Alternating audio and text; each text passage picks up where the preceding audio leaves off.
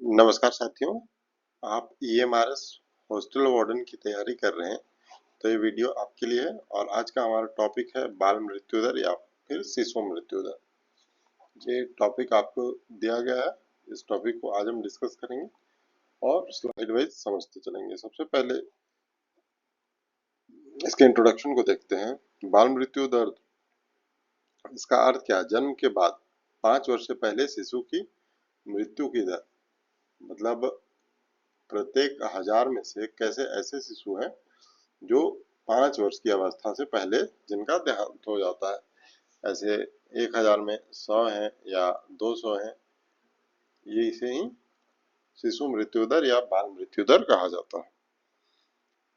यह सामाजिक आर्थिक स्वास्थ्य स्थितियों का महत्वपूर्ण संकेत है। ये सामाजिक और आर्थिक और स्वास्थ्य की जो स्थितियां हैं, इसका एक इंडिकेटर के तौर पर काम करता है। अब हम देखेंगे वैश्विक और भारत की स्थिति। विश्व में 2023 की अगर बात हम करें तो विश्व में 37 प्रति 1000, 1000 में से 37 प्रति व्यक्ति, ये विश्व का आंकड़ा है 2023 के। और सेम 2023 में ही लगभग 27.7 प्रति 1000, यानी कि विश्व का जो आंकड़ा है उससे हमारा आंकड़ा कम है, यानी कि बेहतर है।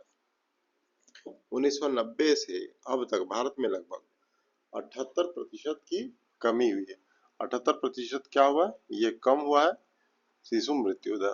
पहले क्या होता था कि शिशु मृत्यु दर अधिक थी, यानी कि 0 से 5 वर्ष की अवस्था के बच्चे की मृत्यु ज्यादातर हो जाती थी। बाल मृत्यु दर के प्रमुख कारण, ये बाल मृत्यु के प्रमुख कारण क्या है? नवजात स्वास्थ्य समस्याएं, न्यू बोर्न बेबीज के लिए जो हेल्थ चाहिए था, हेल्थ के लिए इंफ्रास्ट्रक्चर चाहिए था, वो शायद उसमें उपलब्ध नहीं था।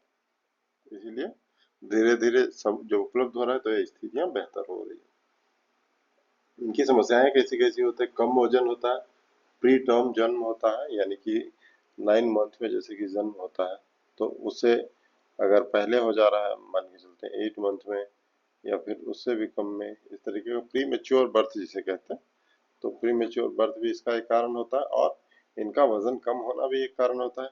और कई संक्रमण और जो रोग होते हैं जैसे कि निमोनिया, डायरिया जैसे रोग भी इसके कारण होते हैं। कुपोषण और मातृ स्वास्थ्य की कमी, जब शिशु माता के गर्भ में होता है तो माता का अच्छे से ख्याल न रखना इसका एक कारण हो सकता है, और कुपोषण भी इसका एक कारण होता है। गरीबी, अशिक्षा, स्वच्छता की कमी, ये गरीबी अशिक्षा के कारण ही स्वच्छता की कमी होगी, तो एक कारण ये होगा। भारत में इसके लिए चैलेंजेस क्या क्या हैं ये देखते हैं। लड़कियों की मृत्यु दर अधिक है। लड़का लड़कियों कुल जो क्या है, 1000 में से यहाँ पर 27.7 है, जिसमें भी लड़कियां अधिक है। कितनी अधिक है? 11% अधिक है। ग्रामीण और पिछड़े क्षेत्रों में स्वास्थ्य सुविधाओं की कमी है। राज्य स्तरीय असमानताएं हैं। सरकारी नीति और कार्यक्रम किस तरीके से इसके लिए बनाए गए? नेशनल हेल्थ मिशन यानी कि NHM, जननी शिशु सुरक्षा कार्यक्रम, यूनिवर्सल इम्यूनाइजेशन प्रोग्राम, यूनिसेफ और हु यानी कि वर्ल्ड हेल्थ ऑर्गेनाइजेशन के सहयोग से भी कई प्रोजेक्ट चलाए जा रहे हैं। समाधान क्या हो सकते हैं, ये अब हम डिस्कस करते हैं। मातृ स्वास्थ्य में सुधार, यानी कि गर्भवती माताएं जो होती हैं उनके स्वास्थ्य में सुधार और उनका बेहतर देखरेख और बेहतर पोषण इसके लिए किया जा सकता है। दूसरा क्या कर सकते हैं? नवजात देखभाल इकाइयों की स्थापना कर सकते हैं। स्वच्छ पानी, पोषण, टीकाकरण, ये सब सारी सुविधाएं सुनिश्चित करना। शिक्षा यानी कि एजुकेशन और सामाजिक जागरूकता को बढ़ाना है। सोशल अवेयरनेस फैलाना है और एजुकेशन देना है। इंटरनेशनल प्रयास कौन कौन से हो रहे हैं ये देखते हैं।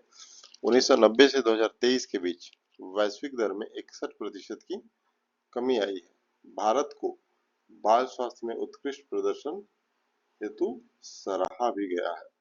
निष्कर्ष क्या निकलता है इन सभी बातों का कि भारत ने बाल मृत्यु दर घटाने में बड़ी प्रगति की है। अब लक्ष्य क्या है? शून्य करना है इसे।